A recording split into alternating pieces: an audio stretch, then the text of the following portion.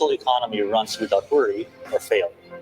These investments in the enablers of our digital economy create a situation for a perfect storm that can ignite a revolution.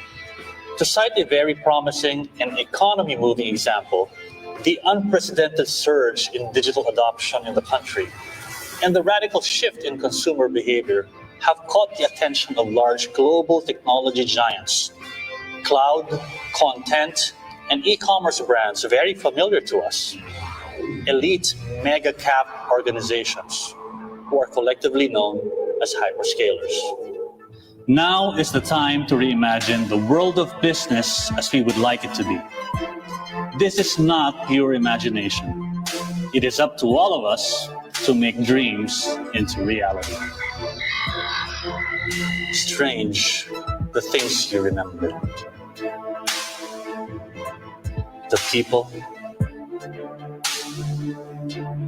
the places, the moments in time burned into your heart forever.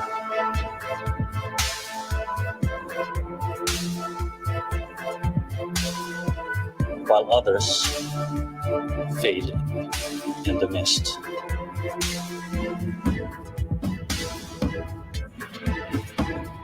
We must not allow today to fade. Today, we take a step and then another. Ever forward, ever onwards. Ladies and gentlemen, welcome to our revolution. The Philippine Digital Convention of 2021.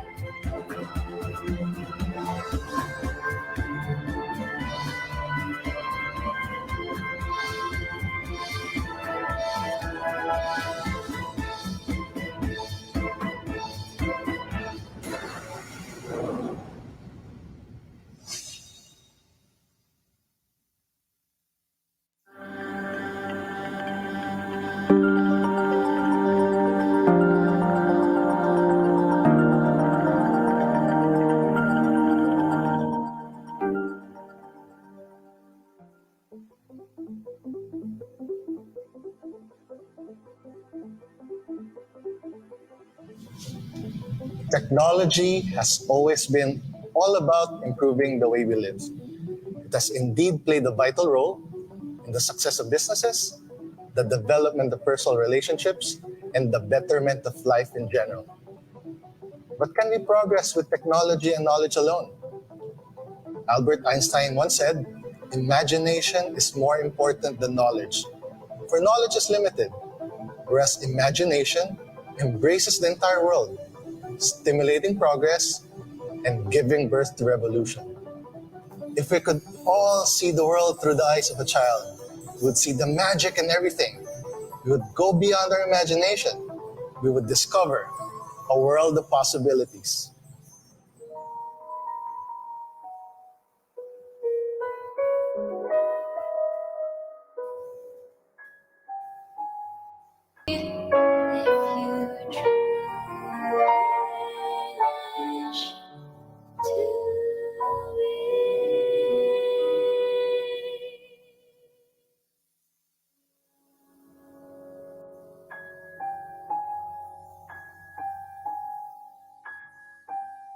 Come with me. It's here. And you'll be It's here? in a world It's here. of pure imagination. Take a look and you'll see into your imagination.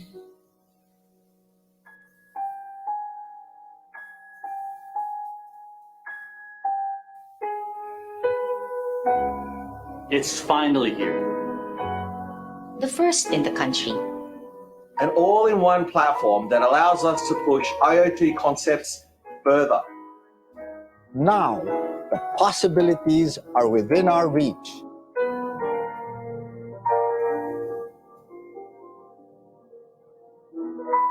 The Internet of Things are your wearables, trackers, transponders, monitoring devices, sensors, and other connected devices used for a multitude of applications. It's making cars, appliances, and many more smart. But for us, it's beyond connections. Beyond technology, Beyond our imagination. the PLDT Group opens up new possibilities for IoT. We bring you a platform that will enable you to have full control and visibility to up to hundreds of thousands of connected devices. With a simple-to-use online interface, you will now be able to effectively oversee the connectivity and usage of your assets. To ensure optimum performance, increasing operational efficiency, and decreasing costs. It's a powerful tool that is set to transform the way IoT applications are deployed and managed in the country. What we all thought was impossible is now possible. This is the Internet of Possibilities. Imagine being able to manage thousands of different types of devices, from trucks, sensors, meters, smartwatches, wearables, and all other things in one portal. Activating those devices anytime, anywhere, all on your own, wasn't possible before, but now it is. Imagine being able to keep track of your data consumption in near real time. This platform will enable you to see the data usage of all your devices in the same portal, which makes it possible for you to better manage your connectivity and make data-driven decisions, all in a single user interface. Imagine monitoring all your online wearable gadgets and making sure they stay online and connected, all in a single UI. Imagine smart factories and smart farms. Imagine deploying your own IoT plans depending on your need. You can choose from among fixed monthly, data pool, or even pay-per-use models. Now, managing your devices also means managing costs as well. All that now possible beyond just imagination. The Internet of Possibilities. This breakthrough all-in-one platform opens up new horizons of opportunities where technology meets human capability. Internet of Things, we say Internet of Possibilities as we build tomorrow's smarter future today. A first in the Philippines, we bring you a platform that empowers all Filipinos, revolutionizing the way we live and work. A milestone for the PLDT Group and for the country. Join us as we discover a new world of possibilities. If you truly wish to be.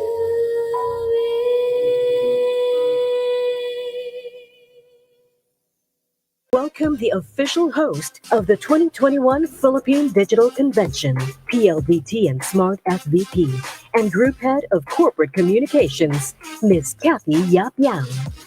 Good morning. The revolution ignites with those words from Jovi Hernandez and the launch of PLDT and Smart's IoT platform. A world of possibilities is opening up to each and every one of us starting today. A world as limitless as our own imagination. And technology is fueling us on to the attainment of our personal goals and the success of our enterprise. Make sure your voices are heard by letting us know your thoughts and giving us your comments in the chat. It is my honor to bring you the first of this convention's exhilarating panel discussions right now. Technological advancements have come upon us at a speed that may have been propelled faster by the onset of the pandemic. For this panel, our global leaders assembled to bring you pivotal insights about these technological advancements and how they have been adopted by global companies, accelerating these companies' digital transformation and changing the way these businesses operate right now. The COVID-19 disruption highlighted the need to be continually prepared for change, to take calculated risks, and be ready to fail fast. Accelerating digital transformation has become today's revolutionary idea of, and the call to action for the world's business leaders is to stay ahead of the curve, to remain competitive for the next normal. With me now, our distinguished members of our power panel on revolutionary technology. Please welcome John Harrington, Senior Vice President, Head of Asia Pacific and Japan, Nokia. Nicholas Ma, President, Huawei Asia Pacific Enterprise Business Group. Manuel V. Pangilinan, Chairman, Metro Pacific Investments Corporation Group. Yasuo Suzuki, President, NTT Global Data Center. And Dave West, President, Cisco Asia Pacific, Japan, and Greater China.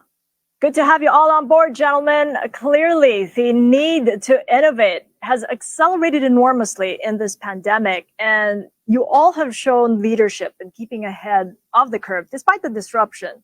Suzuki-san, I wanted to talk about data centers for one, because they've really played one of the most critical roles in the pandemic, enabling remote working, the digital financial economy. So what did you do to keep ahead, to address the increased demand? Suzuki-san. Actually, as you know, and COVID-19 brought an explosion in the demand for additional capacity. And actually, we expect this trend to continue as working from home, school, and everything from home, and becomes normal even when the pandemic ceases. So enterprise are re-evaluating overall disaster recovery plan as part of their response to the COVID-19 crisis. And other significant disasters such as hurricane and others, and typhoon and earthquake, and the new technologies such as artificial intelligence and advanced data analytics will continue to grow. Rising CPU power and server capacity. The enterprise data infrastructure deployment are accelerating, expanding, and starting to take on kind of like a junior hyperscale like a requirement for space, power, and connectivity. And what used to be normal enterprise requests for 200 to 500 kW environment are now requests for multi-megawatt, multi-site engagement. So enterprise migration out of on our premise data center into multi-tenant colocation facility is increasing, and the multi-tenant colocation facility have reached the point in cost effectiveness and efficiency that the idea of enterprise building their own data center doesn't make financial or operational sense. John, you've got a pretty interesting start in the job. You assumed your role as Asia Pacific and Japan head of Nokia in January 2021, just as the pandemic hit. And that initially dampened 5G rollout plans in this part of the world. So what were your initial challenges and how did you address them? John? Yeah, thank you. It's certainly been an interesting start to the job. I think at Nokia, we're a trusted partner for critical networks. And simply said, during the pandemic, network connectivity has become really critical, right? Critical for remote working, critical for online schooling, critical for telehealth, and basically to keep us all connected to family and loved ones. And I would say actually the rollout of 5G has not really been dampened by the pandemic. We've actually seen an increased demand for connectivity. We've seen global internet traffic, rise by 30 to 50%. What would normally have taken a year took only months.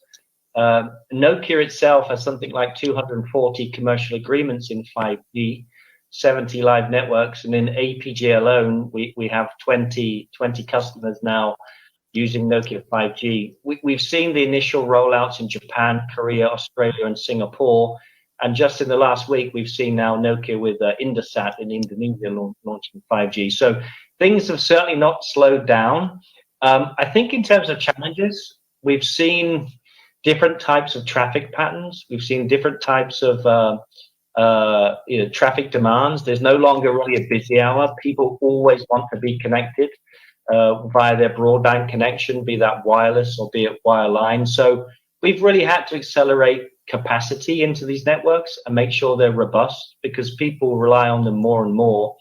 And I think one of the biggest challenges is, while many of us are working from home, we still have delivery organizations that have to keep the networks running, right? We have to anticipate that capacity. We have to deploy the right amount of infrastructure, and we have to do that in a more digital way. So digital workflows, process automation, faster delivery, better control. and try and digitize as much as possible while the physical world sort of recovers, and obviously trying to keep our team and our customers' teams as safe as possible. And then I think the other challenge to kind of top things off has been supply chain. Right? They've been disrupted by the pandemic, and we've had to forecast much further into the future to make sure we've got the right products and the right solutions on time to meet this continued demand. So it's been quite a challenging start, but I think we're doing a pretty good job. And accelerating that adoption of technology has really been important for organizations, especially those transitioning to hybrid work. Dave, could you tell us about some of the key technologies at Cisco that helped both the employees and the vendors during the pandemic? You bet. And it's great to see you, Manny, John, Nicholas, and Suzuki-san. It's great to be here. You know, when we think about the pandemic, the one thing we've learned is that work is not a place you go, it's something that you do. And when you think about the type of work styles that have happened through the pandemic, one is virtual work, where everybody moved remote and had to work remotely, either from home or a remote location. And then the other aspect is, as people return to office, the office had to transform a little bit as well. And there's three aspects of this. The first is security. Security is at the forefront of everything. And really one of those technology areas that really accelerated, especially cloud security, through this transition and what we've seen in the pandemic. As everybody had to work remotely, now privacy, data sovereignty issues, making sure that people were protected and intellectual property were protected, not at the office, but at home. So security was really at the forefront because the threat vector accelerated and expanded exponentially. Every branch office or every home office is now a branch office. Number two is collaboration. And as you know, we deliver WebEx to the market. We saw exponential growth in the use of our collaboration suite.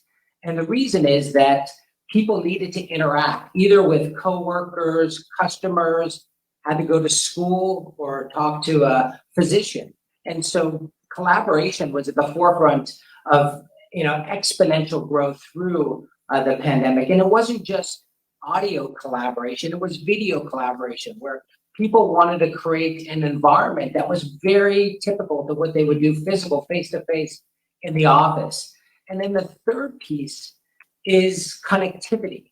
And it's not just connecting people and having great bandwidth. It's about how do you ensure that user experience is optimized so that, as you're delivering applications and services to users and customers, you need to make sure that not only the network can provide that, but the application experience and the user experience is optimal to be able to support the business and support all of those using the technology that's being provided to them. Nicholas, what about you? You worked in the Philippines before and have been an old friend of PLDT. Based on your understanding of PLDT and business in the region, what do you think of the Philippine enterprise market? At first, thanks to MVP and the PLDT for inviting me to join this session. I'm very happy to be able to come back to work for Philippine industry again.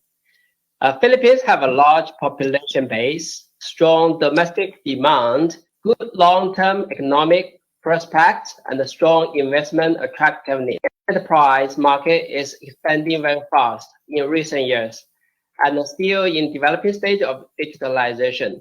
32% of the Philippine enterprises have digital transformation strategies. Many enterprises are thinking for the sustainable development with the help of the ICT technology, especially on the current pandemic. In the last decade, PLDT have put a lot of the effort to develop to be business and achieved many good milestones in the market. As strategy partner of PLDT, we have been extending our strengths to support PLDT to success on 2C and 2H. And we are confident and sincere to extend all possible effort to support PLDT on 2B with our unique strengths. So Nicholas, what do you think Huawei as a partner can do to support PLDT's B2B business? Okay, I want answer this one, talk about this one from two perspectives. The first one is our global and regional experience, and another one is innovative solutions. As we know, Huawei is the one to provide full series of the ICT solutions and products for all industries, and very keen to invest on the fundamental and the innovative technologies with increasing R&D investment about 20 to 25 billion US dollar a year, which guarantee us to support our customer and the partners with most competitive technology from long-term perspective. As of August 2021, 267 Fortune 500 companies have selected Huawei as their digital transformation partner. Our solutions have been deployed in more than 700 cities and are used by over 2,000 financial institutions and manufacturing enterprise, and more than 190 electric power companies worldwide. In Asia Pacific, we have been cultivating all the local markets about 15 to 20 years to collaborate with most of the industry. We had established relationships with over 7,900 partners in the enterprise market. Both of these two strengths can be used as a key point for PLDT to go to market and achieve more success. So what do you think, Manny? The innovative solutions. Huawei's been one of PLDT's longtime technology partners. Well, Huawei has been a long time, as you said, Kathy, vendor to both our fixed line business and our wireless business. But I have to be even added here because Cisco as well is a supplier to us, and of course Nokia. In fact, our first wireless network was supplied by Nokia way back in 1993, and of course, since the time Nokia, while it was in the handset business, was a major supplier to Smart. No? So, in respect of Huawei, we are of course satisfied with the level of service, the care and attention they give to us, both on the wireless side of our business and at the fixed side now of our business with the fiber to the home. And their pricing is very reasonable. And the relationship goes all the way to HQ in Shenzhen. No? We have visited their senior people a number of times before the pandemic.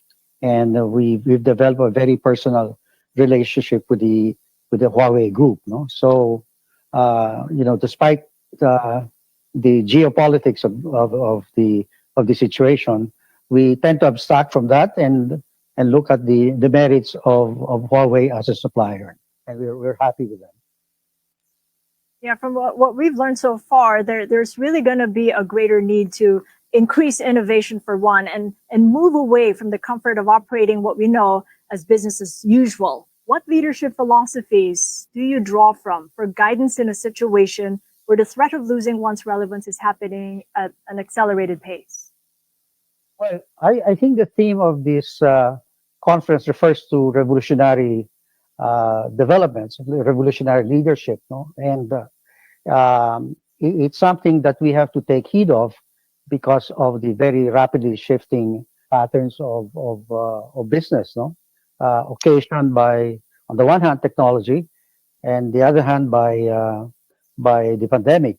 At the same time, on the shareholders' front, the persuasion being put on listed companies to adopt ESG, the environment, social work, and governance, is also changing the way we operate, the processes we adopt, no? And the way we report the results. No? We now have a separate annual report, which is the traditional report, but also a separate sustainability report, which is also almost as thick as our annual report. So, it's in many ways we have to adopt the revolutionary aspects of leadership, adopting abrupt changes as in certain areas that are really needed, but at the same time maintaining the values that are important to our company, to PLDT, and the overall First Pacific Group here. No, so but as our friend from Cisco said, at the center of it all is the customer experience. in all of this, the mantra has always been the customer experience. What at the end of the day, all of this is being done to ensure, network processes transformation are being done to ensure that we are able to ratchet up our ability to raise the quality of customer experience. Which leads us to the next 3 to 5 year horizon. Suzuki-san, when you look at the analytics, the projected growth in data centers around the globe, they vary. So what major technology trends and market trends are you seeing will drive growth in the data center industry? Actually, as I told a moment ago, and new technologies such as artificial intelligence and advanced data analytics will continue to grow. And of course, rising the CPU power and server capacity. And also, many enterprise client keep using cloud services. That's why cloud services next 3 to 5 years also significantly, I think, grow. And then in order to capture those requirements and demand, and NTT continue to research a new market and work closely with our clients to ensure that we are delivering capacity in the many existing as well as emerging markets, such as Asia Pacific, including Philippines. And our goal is to be a leader in the key market where our clients are growing and partner with them to deliver. And also the key technology to drive growth for data center is we believe it's kind of like a technology for modular design. And actually, one of the first and most important data center strategy now is that we are focusing on our modular design delivery system that we have implemented in the US and are expanding to market globally. So our modular design approach allows us to build our mechanical and electrical system in a centralized plant and deliver those units to the different data centers based on the demand and timing of our client needs. That's why next 3 to 5 years, with our unique technology, and I believe we can capture those growing demand. John, let's zoom in on Japan for a moment. A growth area also for Nokia in its expansion in the APAC.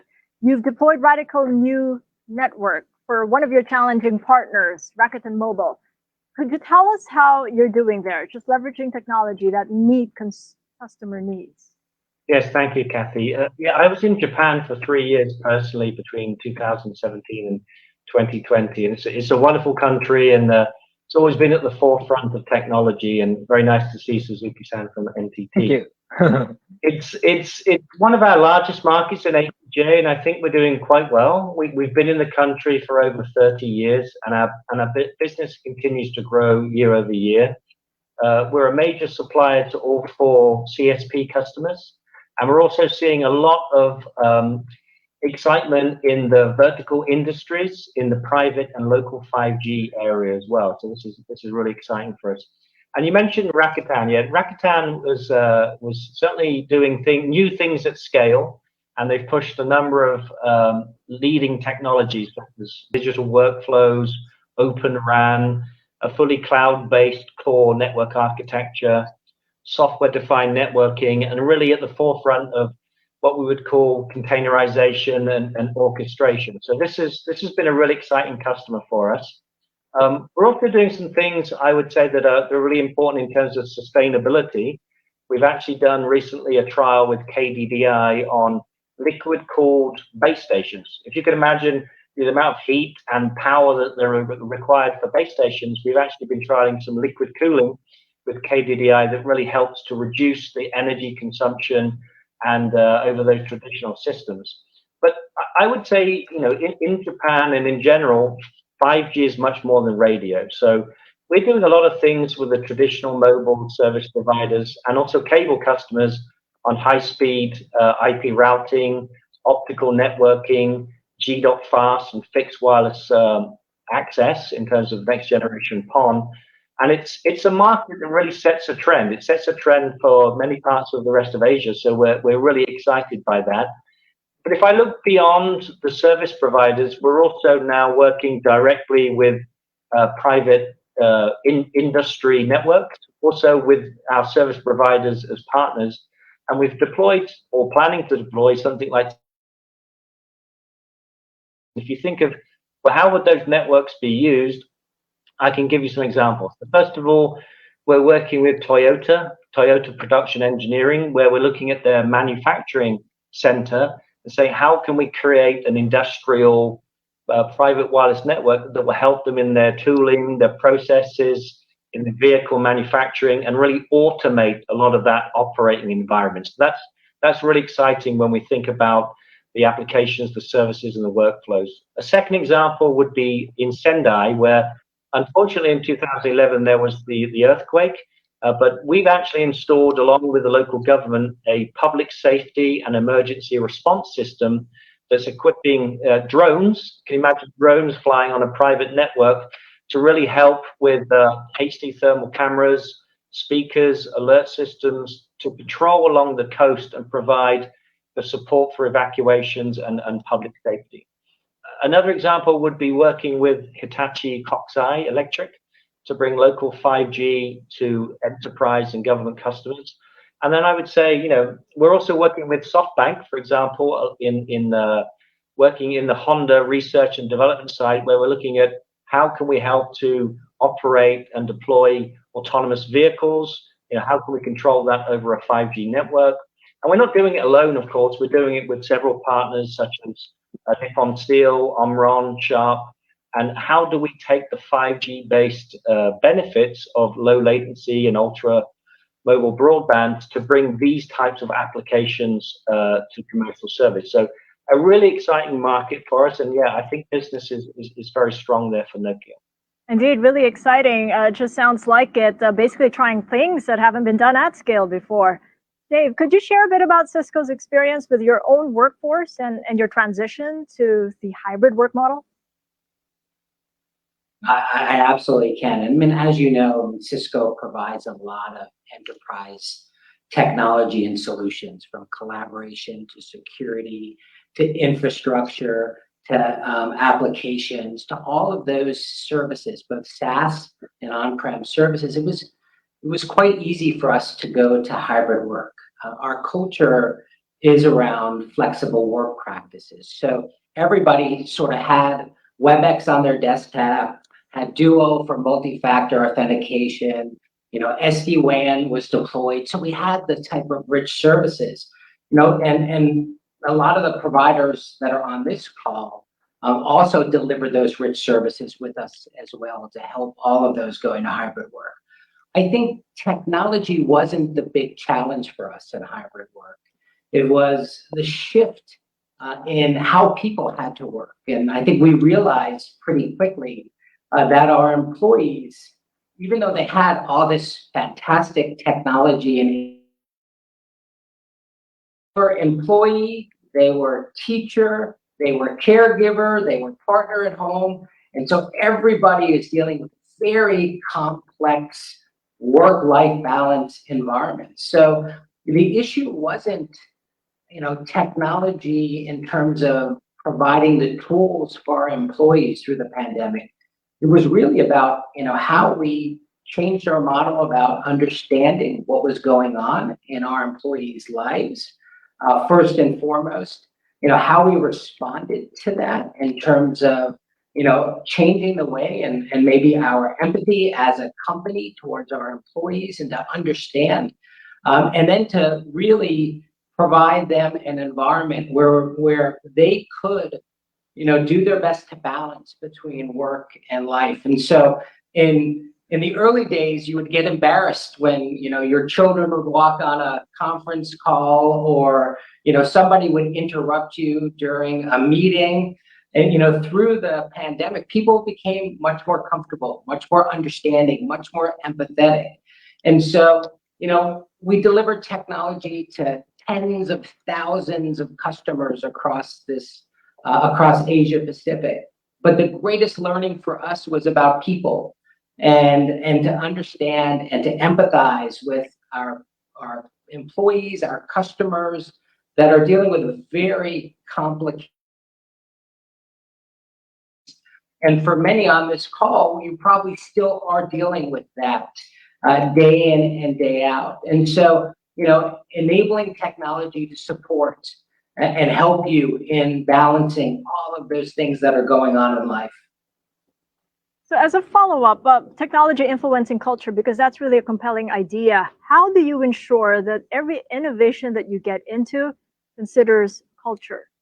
For us, is when we think about culture in terms of our technology, it's as we deploy technology to our customers, our partners, is making sure that we understand that the technology has to some way complement what a physical environment needs to look at and look like. So in fact, when we think about our WebEx suite, our goal going into the pandemic was to make WebEx 10 times a better experience potentially than being together in person. And so how do you do that? You do real-time translation services. So if your customer is Japanese, we can translate that into English. If we want to capture notes and understand what's going on and put those notes together so we can go back through the meeting later, be able to do that. If we want to do questions and get a feel for how people are feeling, then you can put a thumbs up or do a clap, and automatically WebEx will notice that. If you're in an office and you can only have 2 people in an office because of social distancing measures and you're talking to others, the tool will tell you when the third person walks into the office that you violated social distancing. So AI implemented with rich technology and innovation to make sure that that we understand and we leverage technology to help in sort of that cultural divide and the things that we need to do. The other thing I would say is, in regards to culture, we were very, very sensitive to understanding exactly the type of technologies and tools that our customers and partners really wanted from us to help them create either their work environments or their home environments. So it's at the forefront of everything we were thinking about as we work through the pandemic and are still working through the pandemic. Nicholas, what about for Huawei? Your focus in strengthening efforts and solutions that are grounded on 5G, AI, and the cloud, among others. Why is IoT important for enterprises today? I want to share 2 viewpoints on this. The number one is most industries are being reshaped by new digital technology, and it's not only help business maintain and increase productivity, but also unlock new market opportunities. Number 2, in coming decade, enterprise with well-developed ICT infrastructure are better positioned to improve their competitiveness in the market. From 2020 to 2021 are difficult years for everyone. The pandemic is still serious in many areas. Worldwide digitalization is picking up pace and expanding into more industries. Today, even traditional industries such as manufacturing, education, healthcare, finance, transport, and energy are also adopting 5G, AI, cloud, IoT, and other new technologies, as well as developing new business models. According to the data from IDC, by 2022, 70% of organizations will be using digital technology to change their business processes and improve the customer experience, productivity, and resilience to foster the sustainable development. I want to take 2 examples. The first one is during the epidemic, Huawei Cloud cooperated with partners to provide online courses services to 25,000 schools and 17 million teachers and students in Guangdong, China. The technology are accelerating the fundamental education, even in the pandemic. Second one is many workplaces have shifted to the contactless operations, leveraging the automation technology in factories and unmanned vehicle logistic services in business parks. In the background of the canceling provincial toll gates on highway in China, Huawei provided an integrated smart site solution that support free flow toll collection on highway, including the terminals such as integrated smart sites on ETC ports, high-speed transmission network, cloud platforms, big data platforms, O&M management, and security assurance services, making the toll collection from the manual to automatic efficiently improves the running efficiency of the expressway. And I believe that the technological innovation will be the main driving force for industry development over the next 10 years. So it's really very clear that accelerated and accelerating digital transformation journeys are here with us to stay. And putting this as a constant top priority improves productivity, keeping us competitive, also focus on the customer's shifting needs. So Manny, what to you is the path of digitalization for a legacy company that's now evolving to enable customers' digital lifestyles? Well, I think given the circumstances nowadays, it has become an imperative for companies outside of telco. As you know, we're invested in power companies, in tollways, in water, hospitals, and the like. And in the old days, the value of a company has been created mainly by the traditional metrics, profits, cash flows, and the like. Nowadays, I think the imperatives, in addition to the very basic metrics by which you're measured, sustainability is one, and the other is digitalization, your ability to adopt technology. So it has no longer become a luxury, it's an imperative. For example, in the case of our tollways, I think Nicholas alluded to it in terms of their experience in China. They have started to adopt the digital pattern of doing their business, partly because they were driven into it when the government required that all tollways operators, and we're the largest in the Philippines, must use RFIDs.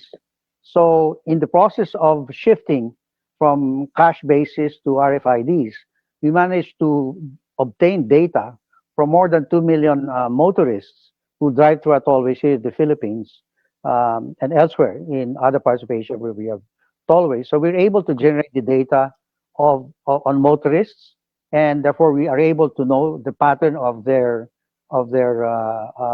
journey as they drive through our tollways.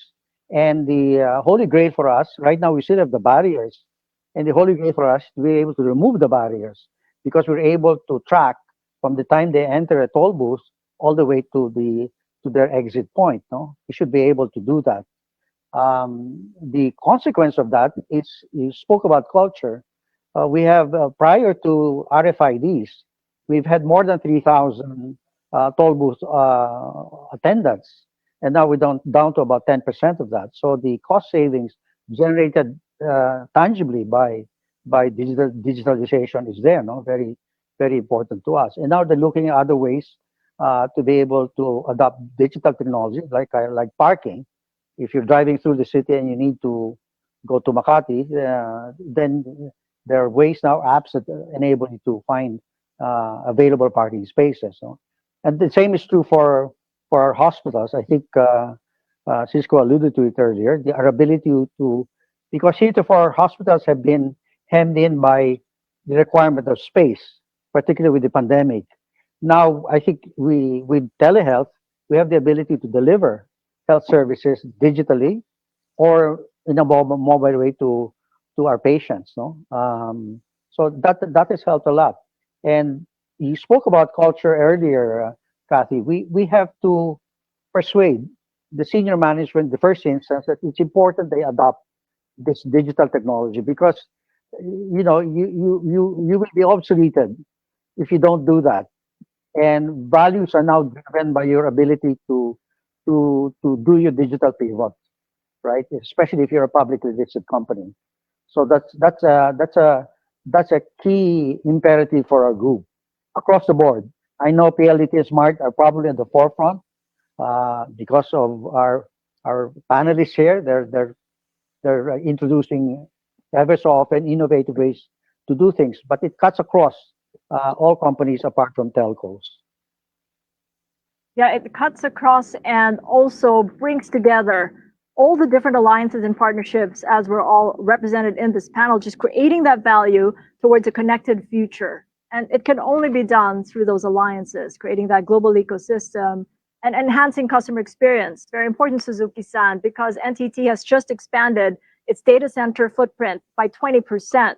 So could you tell us more about the intensifying data center race in APAC, and how is NTT seeking that financial efficiency with potential investors? Actually, NTT has historically self-funded approximately more than $2 billion US in data center expansions every year. Since we are also able to borrow the funds at excellent rate because we are part of the larger NTT family. And however, we have been seeking third-party investors to acquire interest in certain of our data center assets and to co-finance future development projects in order to improve capital efficiency and reduce its balance sheet exposure. So with that, and we are able to build in the market at a speed and cost all over the world that many of our competitors are unable to match. So we also continue to explore all available avenues to grow our data center footprint, including raising debt and working with new financial partners. Well, you've got a full stack of ICT services, and your growth driver right now is India. It's the highest growing market for NTT. And when you look at the emerging markets, it's really Indonesia, the focus area for hyperscalers. When you speak about the newcomers, so what is the value that you create with for both enterprise and hyperscale clients? Actually, as you told, and our number one growth market is currently India, and of course Indonesia would be the potential market to grow more. And actually, in those markets, through our tailored local expertise, our worldwide connected platform, and NTT's portfolio of global technology solutions, we are an enabler of growth and innovation for our clients, wherever they are in the world, including, of course, India and Indonesia. And our clients can work with one data center such as us for all their business and digital transformation needs globally. The location where they need to be will be more than 160 countries data centers across 20 countries regions, and aggressive expansion plan to ensure future coverage for us.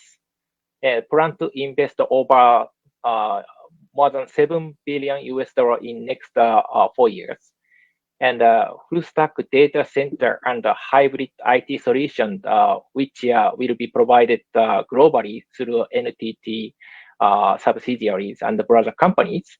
And robust global IP, we are proud of our robust global IP network backbone, and for customer to utilize a high-speed network, and of course a local expert team that makes it easy with superior customer services.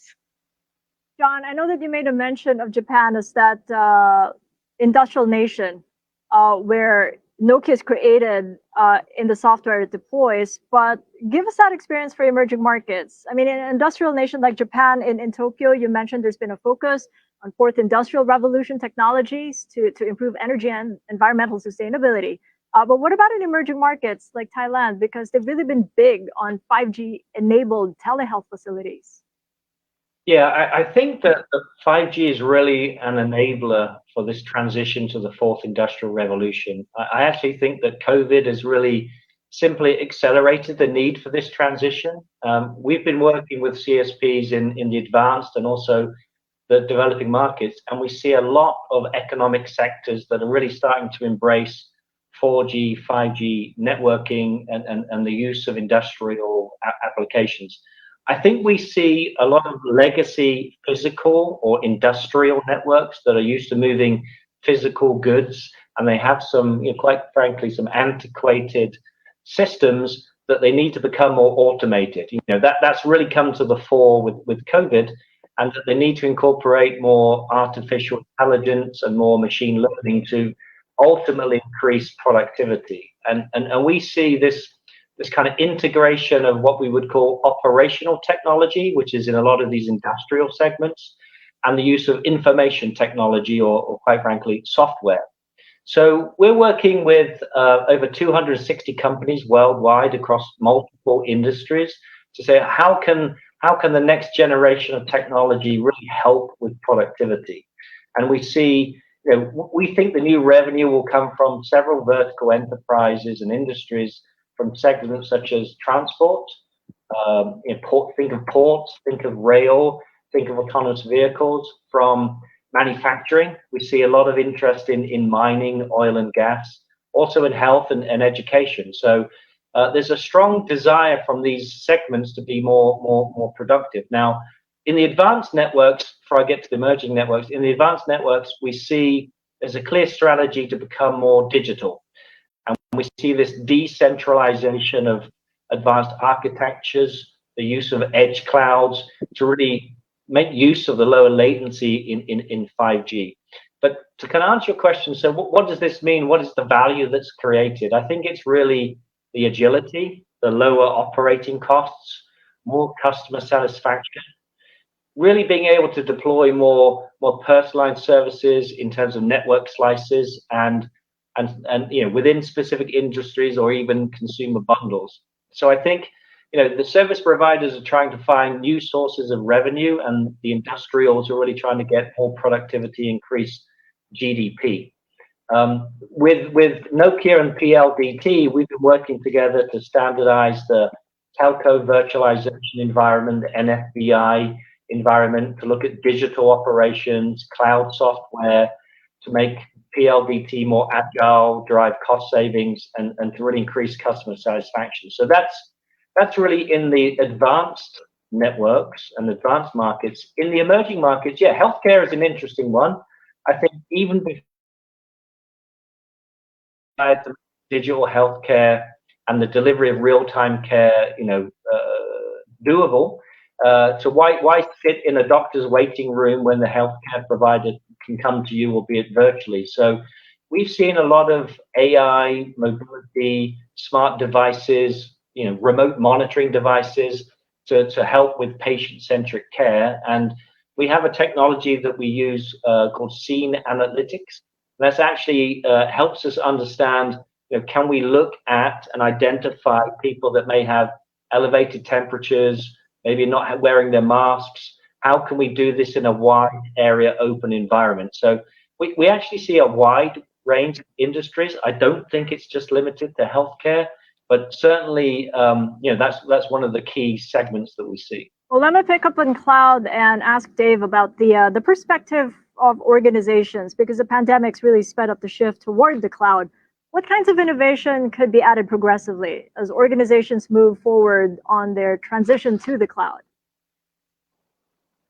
Well, I think what we've seen is that organizations have moved in many cases to the cloud, and there's many that can't move to the cloud. Either they never built cloud native applications, or they're not ready for cloud consumption type of services. So it really is a world today of hybrid clouds, where you're going to have private clouds and public clouds. And one of the innovations we've seen is capabilities like SASE, Secure Access Service Edge, where you need to provide policy consistently, regardless if you're accessing a private cloud or a public cloud. You need an access control mechanism. You need secure connectivity to your private cloud and your public cloud. So we've seen almost all major enterprise customers and commercial customers really race towards a next generation access model for security so that they can have a consistent policy model, regardless of where they're running their workloads, on-prem, private cloud, public cloud. You need to provide consistent policy and security across all of those. The other thing that we've seen a massive acceleration around is observability, true full stack observability. And so, applications have become fundamental to the business. And so you need to understand how applications are performing. As Manny said, what is the user experience and what is customer experience in the app? And now you're delivering an app to a mobile device. Your customers are remote. And so you need full visibility of how you're deploying applications and services, either from a private cloud, on-prem, or the public cloud. The other thing that we're seeing is that all of our customers are looking at visibility. So they know they're delivering a service, and we know the customer is delivering a service, but they have no idea really what the performance is, the performance across their network, if there's issues, if there's congestion, if there's latency. And so how do you optimize the experience unless you have visibility? So it's application visibility, it's workload visibility, and it's network performance. Suffering from low growth even before the pandemic. And I think we're just at the start. We think of 3G, 4G, 5G. I think 5G is really a 5G era, right? It's a decade. We're really just at the start. Leadership with over 240 commercial 5G agreements. But it's much more than just a faster user experience, a faster radio connection. I think we're going to see the modernization of networks in terms of IP routing, optical networking, fiber everywhere.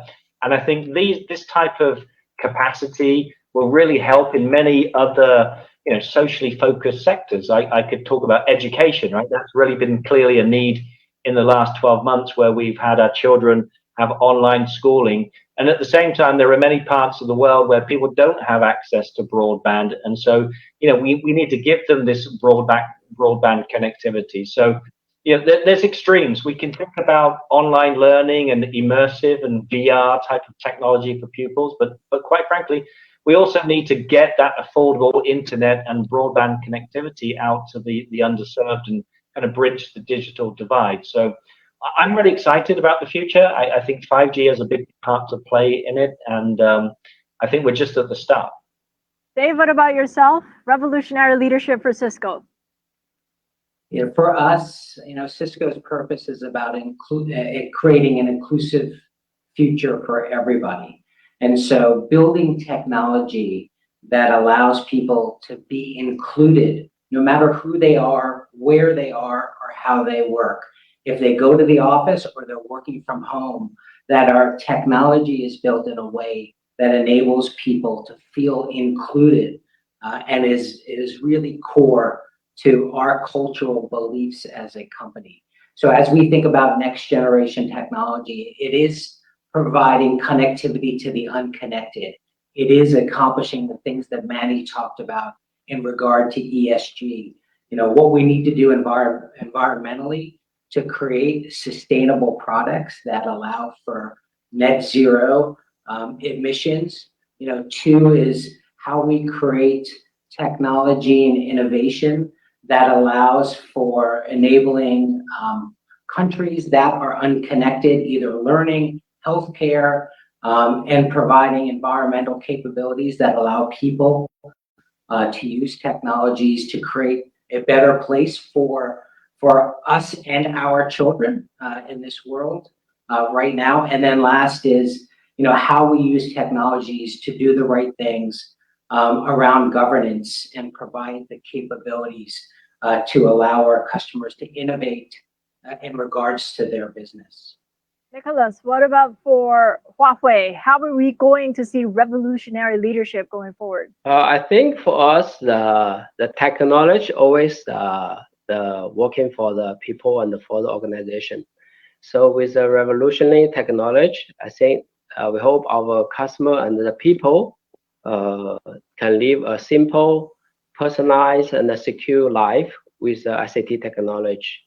Actually, companies of all industries are investing heavily in tools and technology that help them to understand their customer and the person more deeply, such as AI assisted self-help options, as a way to achieve significant productivity improvement and better customer experience.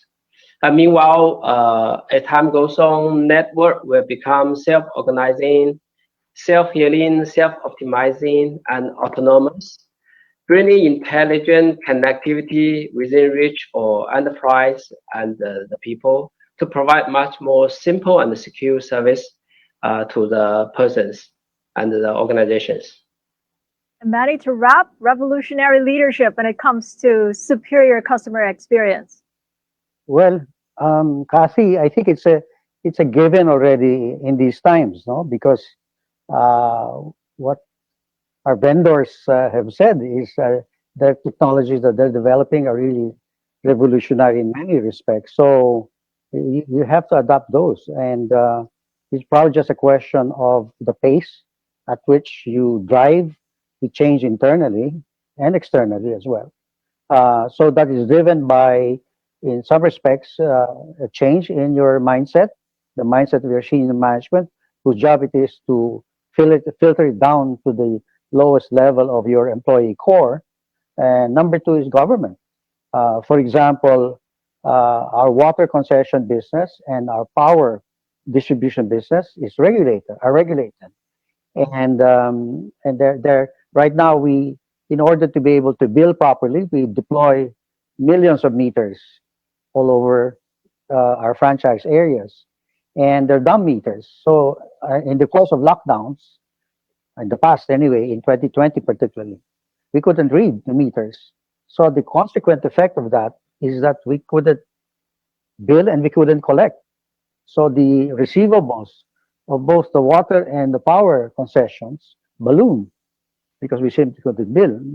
Now, of course, the government has allowed our meter readers to go out this year, but I mean that's an area where we have to adopt, deploy smart meters because at the end of the day, it's very human heavy in terms of our ability to read and properly monitor the analytics of consumption of water and power.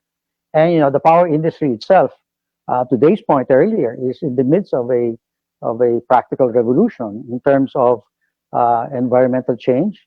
We have coal plants, and they have to switch to gas as a transition fuel, and eventually to renewables in the next 30 or 40 years. Now that's painful, and the question is who's going to pay for the transition? But we know we have to do it. Same with Manila, the water, right? They have to adopt these smart meters and be more thorough in terms of knowing their customers. They're not doing that yet. So we're seeing revolution happening, as I said, across the board for our businesses. So it's our job really to be able to encourage, if not push them into that space. No? And the enterprise group, you asked Nicholas earlier, the enterprise group should provide the solutions to these companies in their pivotal switch. You know? And of course, the Huawei's of the world, the Cisco's of the world, Nokia's and the Ericsson's of the world are part and parcel of that solution that we will adopt. You know? Let me go to my last point. We had the executive committee of this afternoon of the Philippine Business for Social Progress, which is really a umbrella group of the major corporations of the Philippines and the largest NGO or the largest social organization here in this country. It's been around for 50 years. And when the executive director of the foundation presented their plans for 2022, and he was complaining about their inability to gather the data and store the data. I think to Dave's point and to Mr. Suzuki's point, the cloud, right? And they need somebody to tell them what to do, right? So it's even the social program space that is needed because they do a lot of social work. They receive a lot of donations from US aid, Australian aid, and private equity funds from Europe that specialize in particular areas here in the Philippines. So yeah, it's if you don't adopt, if you don't change, yeah, you'll go the way of dinosaurs. Well, we're in the good company of partners and vendors who are managing to get us to revolutionary leadership, if you will, Manny. Thank you so much. And to everybody here on this panel for your insights. Clearly, accelerating digital transformations become today's idea of business as usual. And the call to action for the world's business leaders is really to stay ahead of the curve, to remain competitive for the next normal. So thank you so much, gentlemen.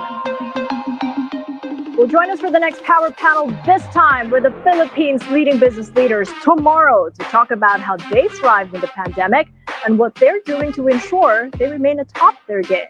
I'm Kathy Yang. A safe and pleasant day to all attending the Digicon.